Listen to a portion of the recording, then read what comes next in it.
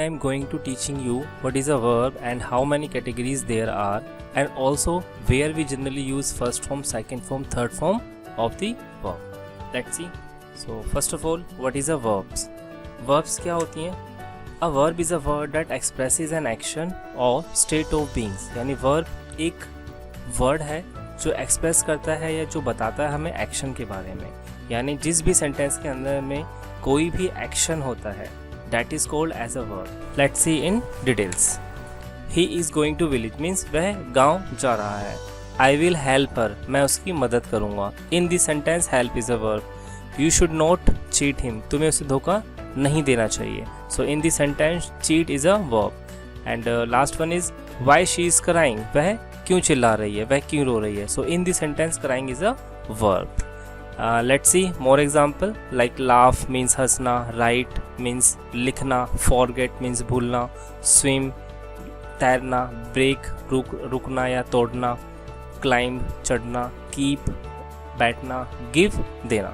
So इस तरीके से और भी कई सारे verbs हैं जो हम आगे देखेंगे.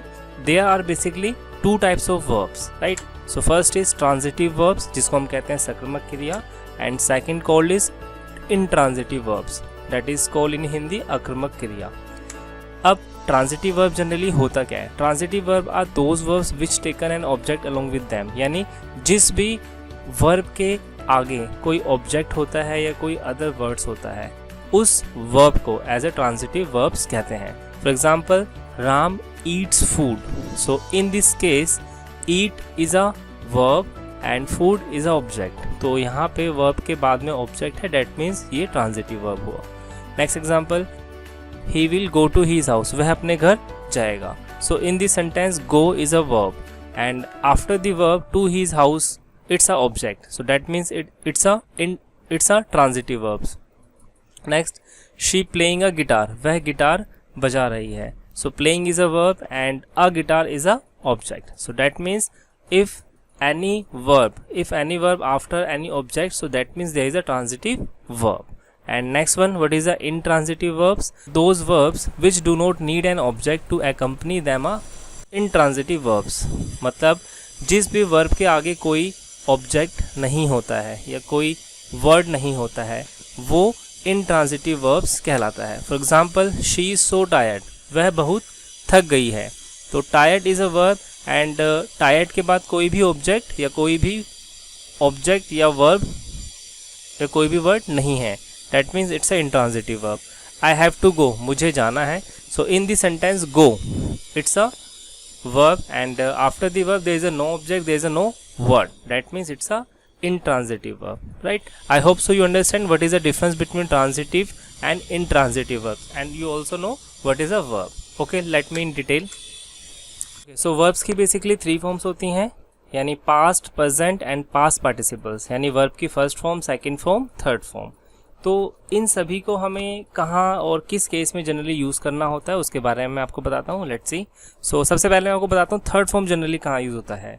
यानी परफेक्ट टेंस हो, चाहे वो प्रेजेंट का है, पास्ट का है, फ्यूचर का है, कोई भी प्रेजेंट परफेक्ट टेंस हो या पास्ट परफेक्ट टेंस हो, वहाँ पे we have to use third form always, right.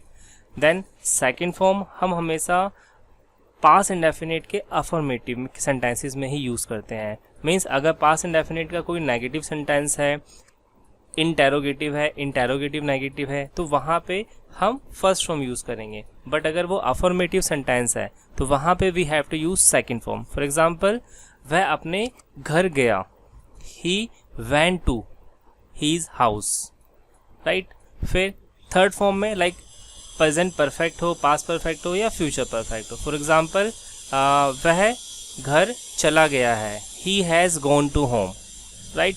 तो यहाँ पे हमने गो की गॉन यानी कि थर्ड फॉर्म यूज़ की है. तो आर यू अंडरस्टैंड? सिंपल. अगर परफेक्ट टेंस है, चाहे वो प्रेजेंट है, पास्ट है, फ्यूचर है, सो वहाँ पे we have to use third form of the verb. और पास्ट इंडेफिनिट टेंस का अगर अफर्मेटिव सेंटेंस है, so there we have to use generally second form, right.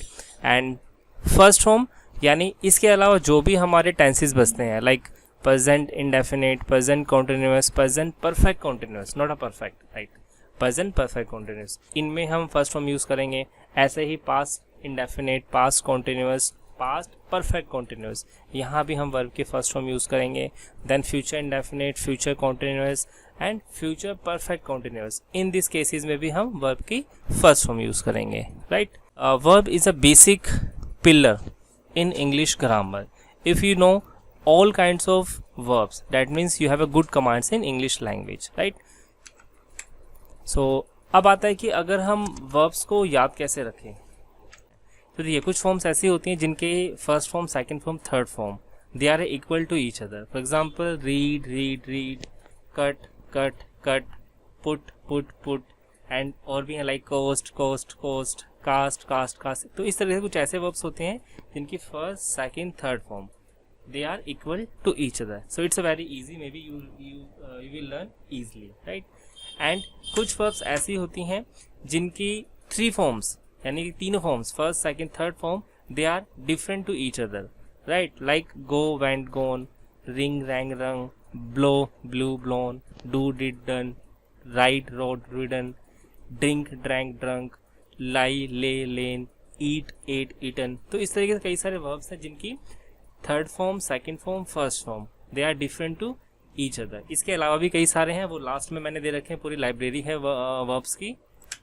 And कुछ ऐसे होते हैं जिनके हमें कुछ क्या मैक्सिमम वर्ब्स के अंदर हम सेकंड या थर्ड फॉर्म बनाने के लिए उसको ईडी यूज करते हैं, right. For example carry, carried, carried, cause, caused, caused, observe, observed, observed, add, added, added. तो कुछ ऐसे वर्ब्स हैं यानी मैक्सिमम वर्ब्स के अंदर. अगर आपको कुछ वर्ब्स में सपोज डाउट है तो आप कोशिश करो उसको लास्ट में सेकंड और थर्ड फॉर्म में ईडी ऐड कर दीजिए. कुछ ऐसे होते हैं जिनके सेकंड और third form are same but first form are different, like tell, told, told, test, tested, tested, stay, stayed, stayed, shine, shone, shone. तो इस तरीके से ऐसे हैं जिनका फर्स्ट फॉर्म डिफरेंट होगा but second and third form are same, right. अब कुछ ऐसे वर्ब्स होंगे जिनके थर्ड फॉर्म में we have to add generally en, like break, broke, broken, fall, fell, fallen, forget, forgot, forgotten, choose, chose, chosen, give, gave, given. तो ये verbs ऐसी होती है जिनके हम थर्ड फॉर्म में en यूज करते हैं, राइट. सो ये जनरली मेथड्स हैं जो हम सेकंड और थर्ड फॉर्म को याद रखते हैं कि किस तरीके से जनरली सेकंड और थर्ड फॉर्म बनाई जाती हैं. तो let me remind in short. First होता है जिनका हमारा first form, second form, third form they are same to each other, right, like read, read, read.